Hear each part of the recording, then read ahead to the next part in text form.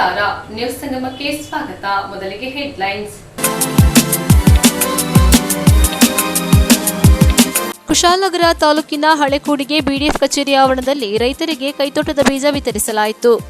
ನಾಪೋಕ್ಲು ಹೋಬಳಿ ವ್ಯಾಪ್ತಿಯಲ್ಲಿ ನಾಗರ ಪಂಚಮಿ ಹಬ್ಬವನ್ನು ಶ್ರದ್ಧಾಭಕ್ತಿಯಿಂದ ಆಚರಿಸಿದರು.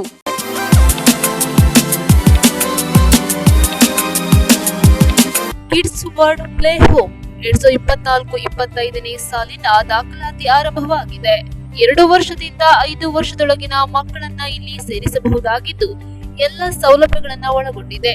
ಸಮಯ ಬೆಳಿಗ್ಗೆ 9:30 ರಿಂದ ಮಧ್ಯಾಹ್ನ 3:30ರವರೆಗೆ. ಹೆಚ್ಚಿನ ಮಾಹಿತಿಗಾಗಿ ಸಂಪರ್ಕಿಸಿ ಸೋಮೇಶ್ವರ ದೇವಾಲಯದ ರಸ್ತೆ 4ನೇ ಬ್ಲಾಕ್, ಬಸವೇಶ್ವರ ಟ್ರೇಡರ್ಸ್ ಎದುರು, ಕುಶಾಲನಗರ. ಮೊಬೈಲ್ ಸಂಖ್ಯೆ 9538412301. ಕುಶಾಲನಗರ ತಾಲೂಕಿನ ಹಳೆಕೂಡಿಗೆ ಬಿಡಿಎಫ್ ಕಚೇರಿ ಆವರಣದಲ್ಲಿ ಕೃಷಿ ತರಬೇತಿ ಕೇಂದ್ರ ಕೂಡಿಗೆ ಮತ್ತು ಓಡಿಪಿ ಸಂಸ್ಥೆ ವತಿಯಿಂದ ರೈತರಿಗೆ ಕೈತೋಟದ ಬೀಜ ವಿತರಿಸಿದರು. ಕುಶಾಲನಗರ ತಾಲೂಕಿನ ಹಳೆಕೂಡಿಗೆ ಬಿಡಿಎಫ್ ಆಫೀಸ್ನ ಆವರಣದಲ್ಲಿ ಕೃಷಿ ತರಬೇತಿ ಕೇಂದ್ರ ಕೂಡಿಗೆ ಮತ್ತು ಓಡಿಪಿ ಸಂಸ್ಥೆ ಮತ್ತು ಬಿಡಿಎಫ್ ಸಂಸ್ಥೆ ವತಿಯಿಂದ ರೈತರಿಗೆ ಸಾವಯವ ಕೃಷಿ ಮತ್ತು ಕೈತೋಟ ರೋಗ ನಿರ್ವಹಣೆ ಕುರಿತು 1 ದಿನದ ತರಬೇತಿ ಕಾರ್ಯಾಗಾರವನ್ನು ಆಯೋಜಿಸಲಾಗಿತ್ತು.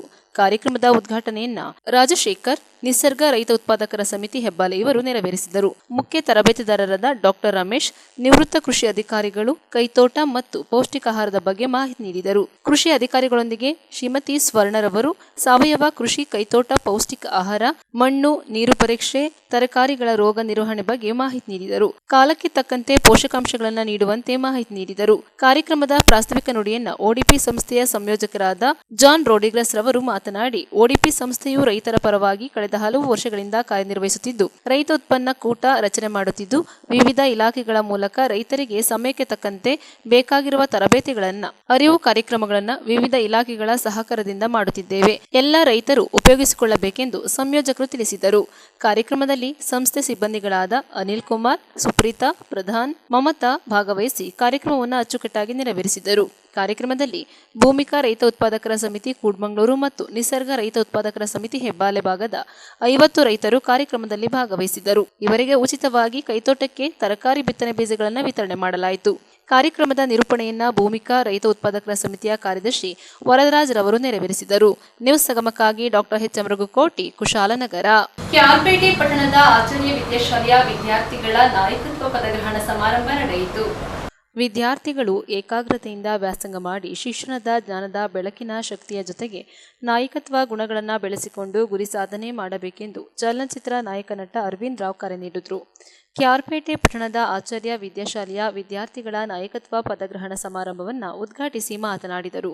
ಜಾಗತಿಕ ಜಗತ್ತಿನ ಇಂದಿನ ಸ್ಪರ್ಧಾ ಪ್ರಪಂಚದಲ್ಲಿ ಎದುರಾಗುವ ಸ್ಪರ್ಧೆ ಹಾಗೂ ಪೈಪೋಟಿಯನ್ನು ಎದುರಿಸಿ ಗುರಿ ಮುಟ್ಟಬೇಕಾದರೆ ವಿದ್ಯಾರ್ಥಿಗಳಾದ ನೀವು ಶಿಕ್ಷಣದ ಜೊತೆಗೆ ಕ್ರೀಡೆ ಹಾಗೂ ಸಾಂಸ್ಕೃತಿಕ ಸ್ಪರ್ಧೆಗಳಲ್ಲಿ ಭಾಗವಹಿಸಿ ನಿಮ್ಮ ವ್ಯಕ್ತಿತ್ವವನ್ನು ಸಮಗ್ರವಾಗಿ ವಿಕಸನಗೊಳಿಸಿಕೊಂಡು ಹೆಜ್ಜೆ ಹಾಕಿದಾಗ ಮಾತ್ರ ಸಾಧನೆ ಮಾಡಲು ಸಾಧ್ಯ ಎಂದು ಕರೆ ನೀಡಿದರು. ಆಚಾರ್ಯ ವಿದ್ಯಾಶಾಲೆಯ ಕಾರ್ಯದರ್ಶಿ ವೀಣಾ ಅರವಿಂದ್ ಮಾತನಾಡಿ, ಗುಣಮಟ್ಟದ ಶಿಕ್ಷಣ ಹಾಗೂ ಶಿಸ್ತಿಗೆ ಆಚಾರ್ಯ ಶಾಲೆಯು ತಾಲೂಕಿನಲ್ಲಿಯೇ ಪ್ರಖ್ಯಾತವಾಗಿದೆ. ವಿದ್ಯಾರ್ಥಿಗಳು ಮಾನವೀಯ ಮೌಲ್ಯಗಳು ಹಾಗೂ ಸೇವಾ ಮನೋಭಾವನೆಯನ್ನು ಬೆಳೆಸಿಕೊಂಡು ಶ್ರದ್ಧಾಭಕ್ತಿಯಿಂದ ವ್ಯಾಸಂಗ ಮಾಡಿ ಗುರಿ ಸಾಧನೆ ಮಾಡಿ ಎಂದು ಕರೆ ನೀಡಿದರು.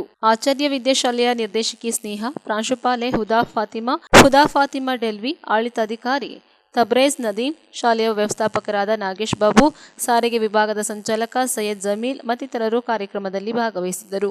ಇದೇ ಸಂದರ್ಭದಲ್ಲಿ ವಿದ್ಯಾರ್ಥಿಗಳಿಗೆ ನಾಯಕತ್ವ ಪ್ರಮಾಣ ವಚನ ಬೋಧಿಸಿ ಪದವಿಯನ್ನು ಪ್ರದಾನ ಮಾಡಲಾಯಿತು. ವಿದ್ಯಾರ್ಥಿಗಳು ನೀಡಿದ ಆಕರ್ಷಕ ಪಥಸಂಚಲನವು ವಿದ್ಯಾರ್ಥಿಗಳ ಪೋಷಕರು ಹಾಗೂ ಸಾರ್ವಜನಿಕರನ್ನ ರಂಜಿಸಿತು. I request our dignitaries to kindly arrive to the front stage to inspect.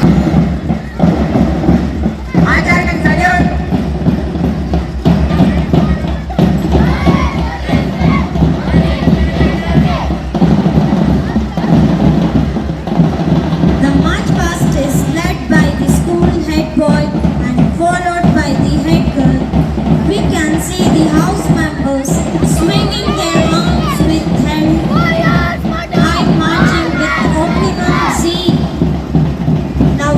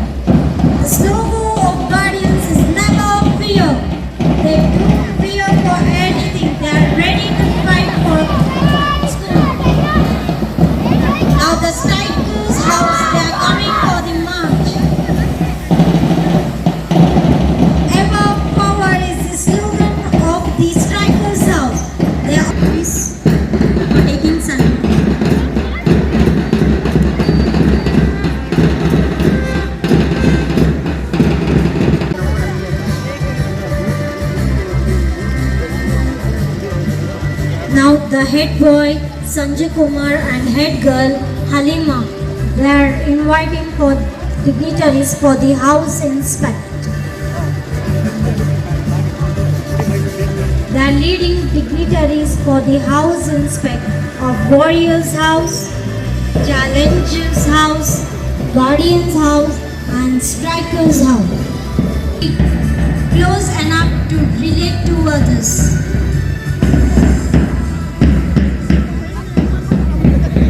ಮುಂದೆ ಬರ್ಬೇಕು ನೀನು ಕೆಲಸ ಮಾಡೋದು ಕಲಿಬೇಕು ಗುರು, ಒಂದೇ ಸಲ ಕಲಿಯೋಕ್ಕಾಗಲ್ಲ. Acharya students have the opportunity of holistic response, personality and leadership development.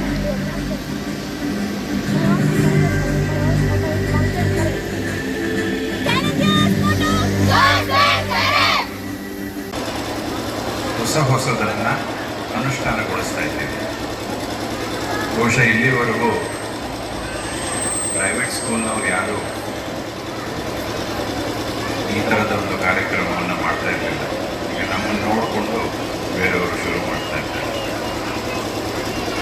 ಉದ್ದೇಶ ಇಷ್ಟೇ, ಮುಖ್ಯವಾಗಿ ನಮ್ಮ ಶಾಲೆಯ ಗುರಿ ಮಕ್ಕಳಿಗೆ ವಿದ್ಯಾಭ್ಯಾಸದ ಜೊತೆಗೆ ಶಿಸ್ತು ಸಂಯಮವನ್ನು ಕಲಿಸುವಂತಹ, ಬರೀ ಓದಿದ ಮಾತ್ರಕ್ಕೆ ಒಬ್ಬ ಉತ್ತಮ ಪ್ರಜೆ ಆಗ್ತಾನೆ ಅಂತ ನಾವು ಅಂದ್ಕೊಳ್ಳೋಕ್ಕೆ ಸಾಧ್ಯನೇ ಇಲ್ಲ.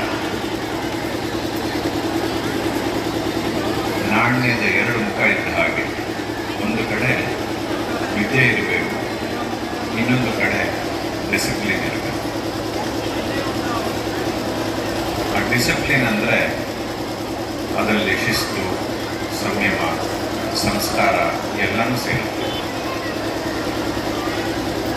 ಬರೀ ಓದಿದ್ದಾರೆ ಅನ್ನೋ ಕಾರಣಕ್ಕೋಸ್ಕರ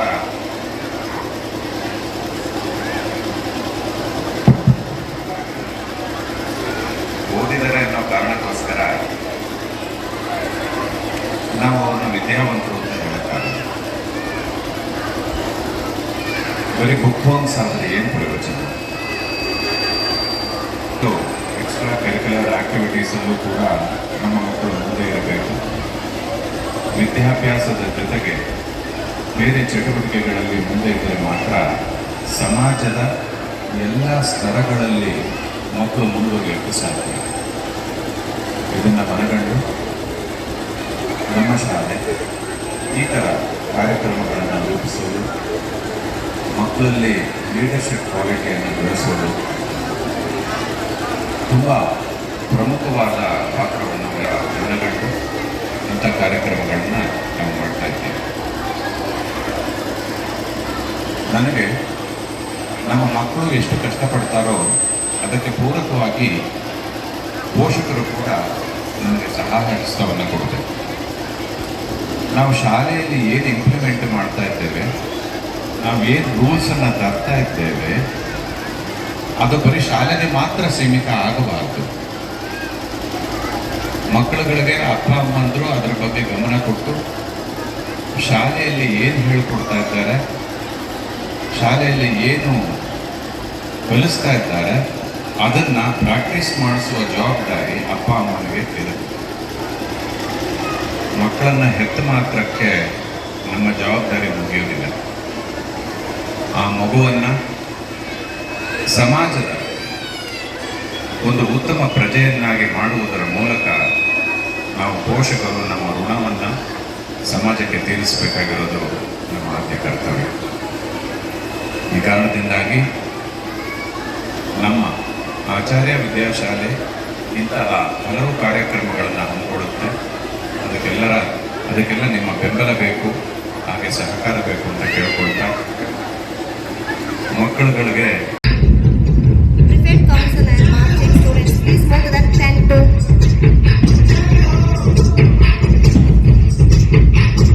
आजा आजा जिंद शामी आने के तले, जजरी वाले नीले आसमाने के तले,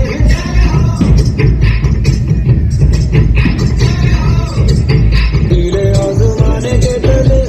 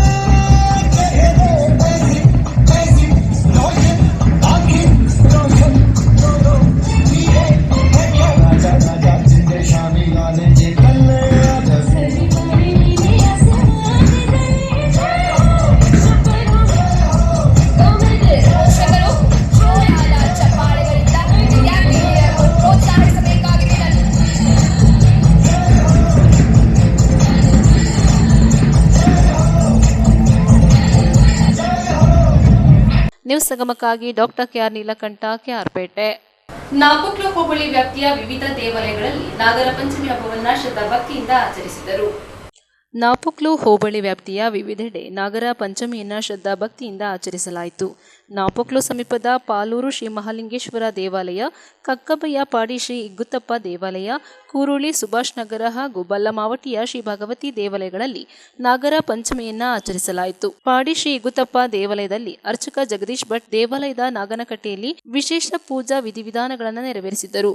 ಇದೇ ಸಂದರ್ಭ ದೇವಾಲಯದ ದೇವತಕ್ಕರು, ಭಕ್ತ ಜನಸಂಘದ ಅಧ್ಯಕ್ಷರಾದ ಪರದಂಡ ಸುಮನ್ ಸುಬ್ರಹ್ಮಣಿ ಸೇರಿದಂತೆ ಭಕ್ತಾದಿಗಳು ಶ್ರದ್ಧಾ ಭಕ್ತಿಯಿಂದ ಭಾಗವಹಿಸಿ ತೀರ್ಥ ಪ್ರಸಾದ ಸ್ವೀಕರಿಸಿ ಧನ್ಯತಾ ಭಾವ ಹೊಂದಿದರು. ಬಳಿಕ ದೇವಾಲಯದಲ್ಲಿ ವಿಶೇಷ ಮಹಾಪೂಜೆ, ಅನ್ನದಾನ ನೆರವೇರಿತು. ಪಾಲೂರು ಮಹಾಲಿಂಗೇಶ್ವರ ದೇವಾಲಯದಲ್ಲಿ ಅರ್ಚಕ ದೇವಿ ಪ್ರಸಾದ್ ಪೂಜಾ ವಿಧಿವಿಧಾನವನ್ನು ನೆರವೇರಿಸಿದರು. ದೇವಾಲಯದಲ್ಲಿ ನಾಗನ ಕಲ್ಲಿಗೆ ಹಾಲು, ಎಳನೀರು ಅಭಿಷೇಕ ನೆರವೇರಿಸಿ ಹಣ್ಣು ಕಾಯಿ ಪೂಜೆಯನ್ನ ನೆರವೇರಿಸಿ ಭಕ್ತಾದಿಗಳಿಗೆ ತೀರ್ಥ ಪ್ರಸಾದ ವಿತರಿಸಿದರು. ಇದೇ ಸಂದರ್ಭ ದೇವಾಲಯದ ಪಾರುಪತ್ಯದಾರರಾದ ಮನು ಸೇರಿದಂತೆ ಭಕ್ತಾದಿಗಳು ಪಾಲ್ಗೊಂಡಿದ್ದರು. ಕೂರುಳಿ ಸುಭಾಷ್ ನಗರದಲ್ಲಿ ಶ್ರೀ ಭಗವತಿ ದೇವಾಲಯದ ಅರ್ಚಕ ಹರೀಶ್ ಭಟ್ ನಾಗನಕಟ್ಟೆಯಲ್ಲಿ ನಾಗನ ಕಲ್ಲಿಗೆ ಪಂಚಾಮೃತ ಅಭಿಷೇಕಗಳನ್ನು ನೆರವೇರಿಸಿ ಮಂಗಳಾರತಿ ಮಹಾಪೂಜೆಯನ್ನು ನೆರವೇರಿಸಿದರು. ಇದೇ ಸಂದರ್ಭ ನಗರದ ಭಕ್ತಾದಿಗಳು ಅಧಿಕ ಸಂಖ್ಯೆಯಲ್ಲಿ ಭಾಗವಹಿಸಿ ದೇವರ ಕೃಪೆಗೆ ಪಾತ್ರರಾದರು. ಬಲ್ಲಮಾವಟಿ ಗ್ರಾಮದ ಭಗವತಿ ದೇವಾಲಯದ ಸಮೀಪ ನಾಗನಕಟ್ಟೆಯಲ್ಲಿ ನಾಗರ ಪಂಚಮಿಯನ್ನು ಶ್ರದ್ಧಾಭಕ್ತಿಯಿಂದ ನೆರವೇರಿಸಲಾಯಿತು. ಅರ್ಚಕ ಶಶಿಧರ ಭಟ್ ಪೂಜೆ ಕಾರ್ಯಕ್ರಮವನ್ನು ನೆರವೇರಿಸಿದರು.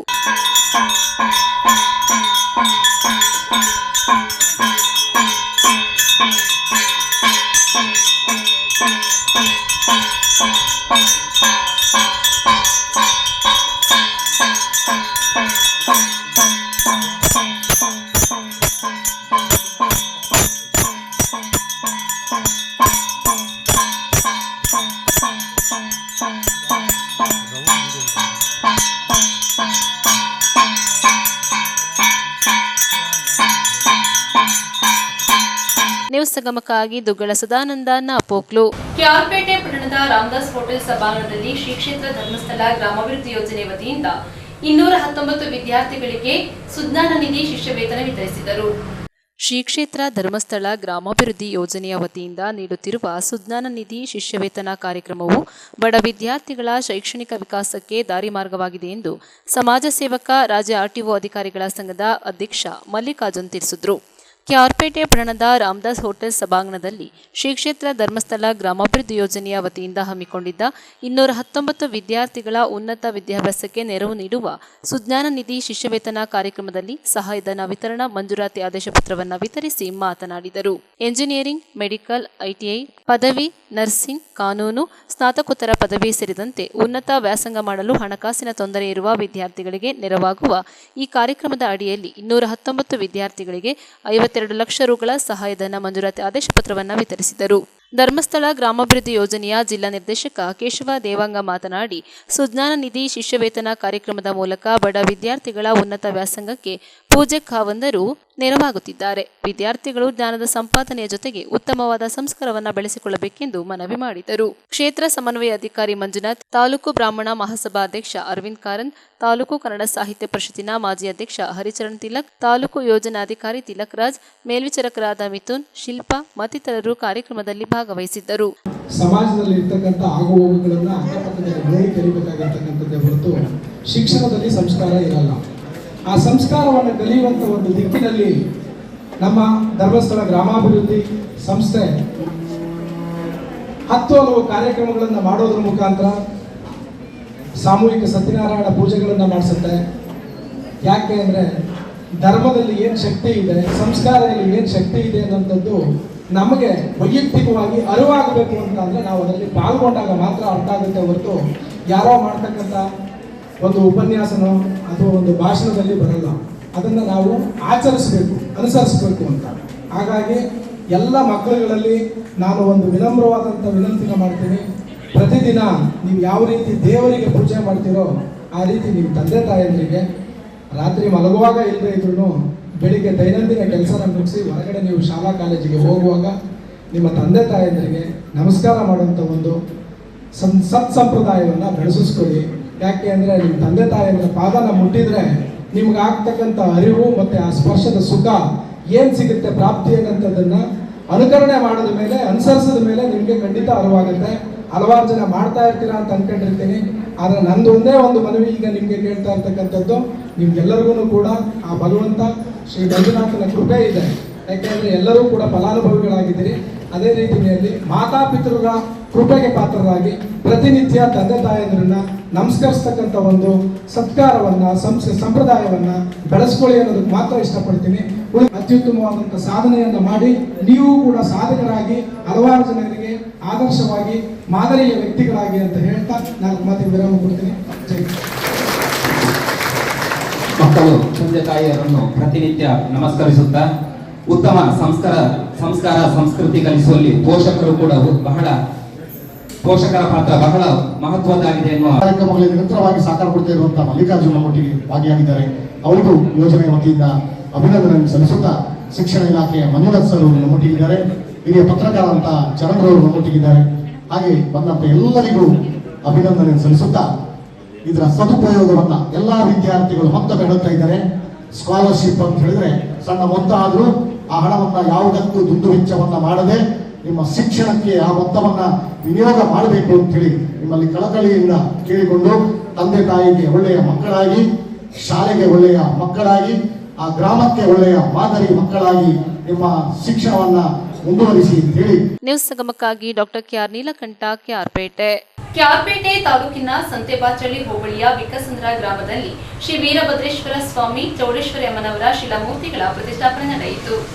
ಇಂದಿನ ಒತ್ತಡದ ಬದುಕಿನಲ್ಲಿ ದೇವರು ಮತ್ತು ಧರ್ಮದ ಮಾರ್ಗದಿಂದ ಮಾತ್ರ ನಾವು ಮನಸ್ಸಿಗೆ ಶಾಂತಿ ನೆಮ್ಮದಿಯನ್ನು ಹೊಂದುವ ಜೊತೆಗೆ ಕೈ ಹಿಡಿದ ಕೆಲಸ ಕಾರ್ಯಗಳಲ್ಲಿ ಯಶಸ್ಸನ್ನು ಹೊಂದಬಹುದಾಗಿದೆ. ಆದ್ದರಿಂದ ಸಾಧನೆ ಮಾಡಲು ಕಷ್ಟವಾದರೂ ನ್ಯಾಯ, ನೀತಿ, ಧರ್ಮ ಹಾಗೂ ಸತ್ಯದ ಮಾರ್ಗದಲ್ಲಿಯೇ ಸಾಗಿ ಗುರಿ ಮುಟ್ಟಬೇಕೆಂದು ತೆಂಡೆಕೆರೆಯ ಶ್ರೀ ಬಾಳೆಹೊನ್ನೂರು ಶಾಖಾಮಠದ ಶ್ರೀ ಗಂಗಾಧರ ಶಿವಾಚಾರ್ಯ ಸ್ವಾಮೀಜಿ ಕರೆ ನೀಡಿದರು.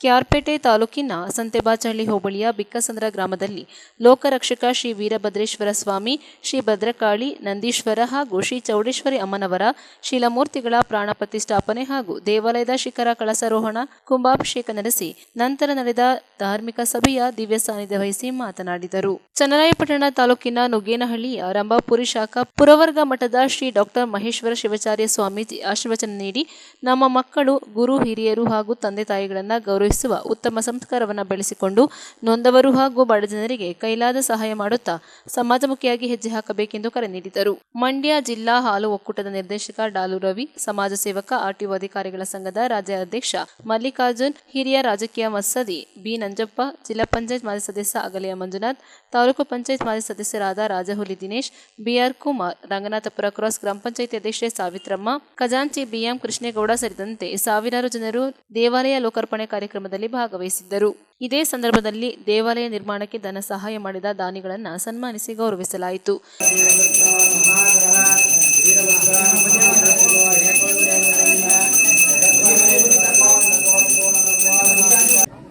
ನಾನೆಲ್ಲರೂ ಸುಸ್ತಾಯಿತು ಅಂತನೋ, ಧಾವಾಯಿತು ಅಂತನೋ, ಬಿಸಿಲುದಾಗೆ ಜಾಸ್ತಿ ಆಯಿತು ಅಂತನೋ, ಮಳೆ ಜಾಸ್ತಿ ಆಯಿತು, ಚಳಿ ಜಾಸ್ತಿ ಆಯಿತು ಅಂತನೋ ಎಲ್ಲರೂ ನಿನ್ನನ್ನು ನಾನು 3 ತಿಂಗಳಿಗೋ 4 ತಿಂಗಳಿಗೋ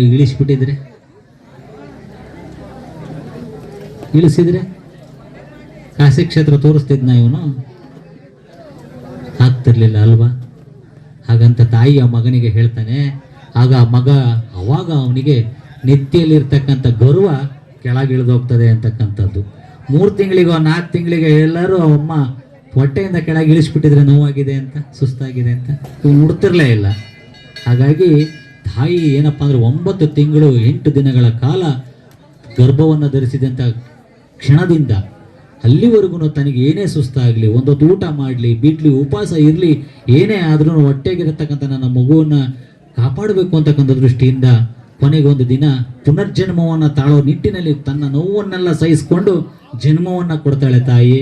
ಆ ಕೊಟ್ಟಂಥ ತಾಯಿಯ ಋಣವನ್ನು ನಾವು ನಿಜವಾಗ್ಲೂ ತೀರಿಸ್ಲಿಕ್ಕೆ ಸಾಧ್ಯ ಇಲ್ಲ ಅಂತಕ್ಕಂಥದ್ದನ್ನು ನಾವು ಅರ್ಥ ಮಾಡ್ಕೋಬೇಕು. ಇಂಥ ವಿಚಾರಗಳನ್ನು ಕೇಳಿದ ಮೇಲೆ ಆ ಮಗನಿಗೆ ಗರ್ವ ಹೋಗಿ, ತಪ್ಪಾಯ್ತಮ್ಮ, ನಾನು ತಾಯಿ ಋಣ ತೀರಿಸ್ಲಿಕ್ಕೆ ಆಗೋದಿಲ್ಲ ಅಂತಕ್ಕಂಥ ಮಾತನ್ನು ಕೇಳಿ ಕ್ಷಮೆ ಕೇಳದ ಅಂತಕ್ಕಂಥದ್ದು. ಇಂಥ ಆತ್ಮಿಗಳು, ಪೂಜಾ ದುರಂಧರರು ಕೂಡ ಆದಂಥ ತೆಂಡೇಕೆರೆ ರಂಭಾಪುರಿ ಕಾಸಾ ಶಾಖಾ ಮಠದ ಪೂಜ್ಯ ಷಟಸ್ಥಲ ಬ್ರಹ್ಮಿ ಗಂಗಾಧರ ಶಿವಾಚಾರ್ಯ ಸ್ವಾಮಿಗಳವರಲ್ಲೂ ಕೂಡ ಅನಂತ ಭಕ್ತಿಯ ಪ್ರಣಾಮಗಳನ್ನು ಸಮರ್ಪಿಸುತ್ತಾ ಶಿಲೆಗೆ ಶಂಕರತ್ವ ಬರಬೇಕು ಅಂತಂದರೆ ಅಲ್ಲಿ ಪುರೋಹಿತರ ಪಾತ್ರ ಬಹಳ ಅವಶ್ಯವಾಗಿ. ನಿನ್ನೆ ಇದೊಂದು ಖಾಲಿ ಗುಡಿಯಾಗಿತ್ತು. ಯಾರಾದರೂ ಕೈ ಮುಗ್ದಿದ್ರ ತಿರುಗಿ? ಇಲ್ಲಿರೋರು ಯಾರಾದರೂ ನಿನ್ನೆ ದೇವಸ್ಥಾನಕ್ಕೆ ನಮಸ್ಕಾರ ಮಾಡಿದ್ರಾ? ಯಾಕೆ ಮಾಡಲಿಲ್ಲ? ಅದರೊಳಗಡೆ ದೇವರಿರಲಿಲ್ಲ, ಶಿಲೆ ಇರಲಿಲ್ಲ. ಆದರೆ ಇವತ್ತು ಆ ಶಿಲೆಯನ್ನು ಪ್ರತಿಷ್ಠಾಪನೆ ಮಾಡಿ ನಿಮ್ಮೆಲ್ಲರಿಗೂ ಕೂಡ ಆ ದೇವಸ್ಥಾನಕ್ಕೆ ದೈವತ್ವವನ್ನು ಕೊಟ್ಟಿರ್ತಕ್ಕಂಥವ್ರು ನಮ್ಮ ದೇವರಾಜ ಶಾಸ್ತ್ರಿಗಳು ಮತ್ತು ನಂದೀಶ್ ಶಾಸ್ತ್ರಿಗಳು. ಅದಕ್ಕೆ ಒಂದು ಕಡೆ ಹೇಳ್ತಾನೆ, ಅರ್ಚಕಸ್ಯ ಪ್ರಭಾವೇನ ಶಿಲಾ ಭವತಿ ಶಂಕರ ಅಂತ. ಒಬ್ಬ ಅರ್ಚಕನ ಪ್ರಭಾವದಿಂದ ಒಂದು ಶಿಲೆಯು ಕೂಡ ಶಂಕರನಾಗ್ತಾನಂತೆ. ಅಂತ ಮೂರ್ತಿಗಳಿಗೆ ಇವತ್ತು ಶಂಕರತ್ವವನ್ನು ಕೊಟ್ಟಿರ್ತಕ್ಕಂಥವ್ರು ನಮ್ಮ ಹಾಸನ ದೇವರಾಜ ಶಾಸ್ತ್ರಿಗಳು ಮತ್ತು ಇಲ್ಲಿಯ ನಂದೀಶ್ ಶಾಸ್ತ್ರಿಗಳು ಮತ್ತು ಆ ಸಂಗಡಿಗರೆಲ್ಲರೂ ಕೂಡ ಆ ದೇವಸ್ಥಾನದ ಕಳೆಯನ್ನು ತಂದು ಕೊಟ್ಟಿರ್ತಕ್ಕಂಥ ಎಲ್ಲ ಪುರೋಹಿತ ವರ್ಗದವರೇ. ಈ ವೇದಿಕೆಯ ಮೇಲೆ ತಮ್ಮ ಕಂಚಿನ ಧಾರ್ಮಿಕ ಸಭೆಯ ದಿವ್ಯ ಸಾನ್ನಿಧ್ಯವನ್ನು ವಹಿಸಿರ್ತಕ್ಕಂತಹ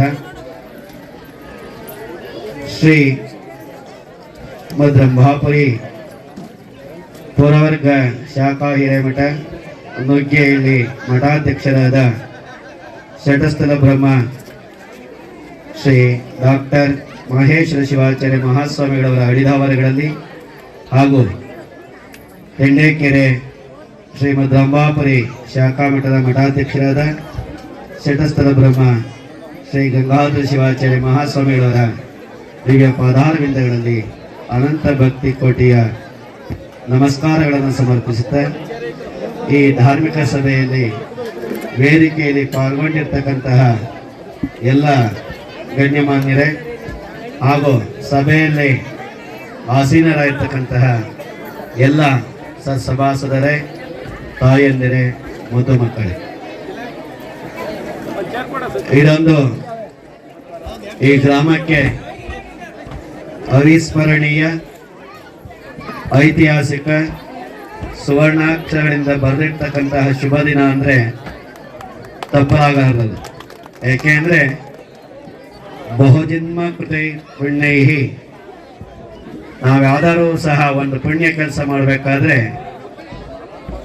ಸುಮಾರು ಜನ್ಮವನ್ನು ಎತ್ತು ಬರಬೇಕಾಗತ್ತೆ.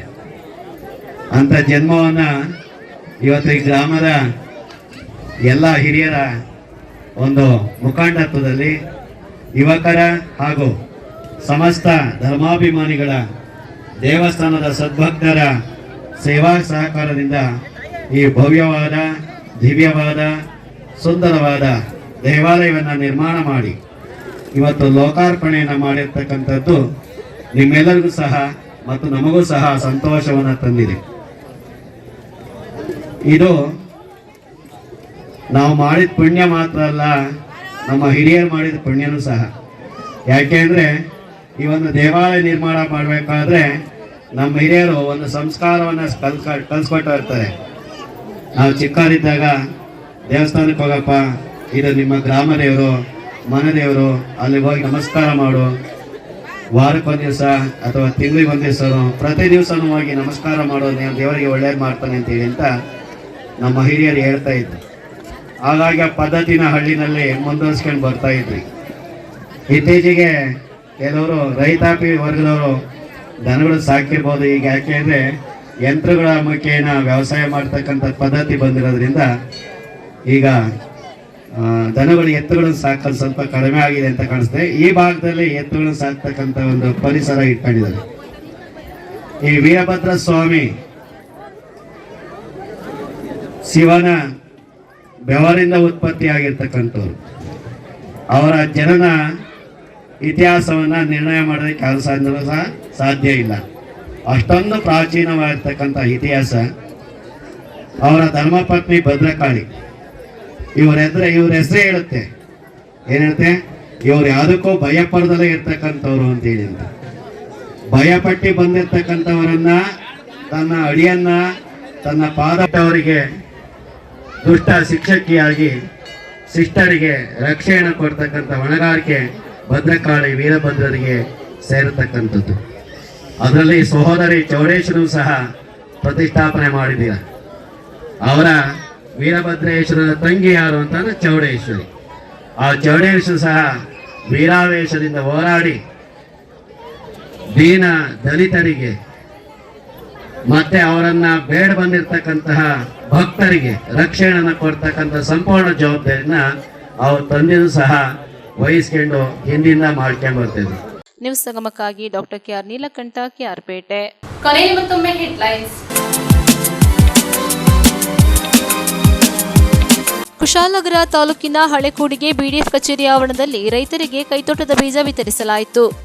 ನಾಪೋಕ್ಲು ಹೋಬಳಿ ವ್ಯಾಪ್ತಿಯಲ್ಲಿ ನಾಗರ ಪಂಚಮಿ ಹಬ್ಬವನ್ನು ಶ್ರದ್ಧಾಭಕ್ತಿಯಿಂದ ಆಚರಿಸಿದರು.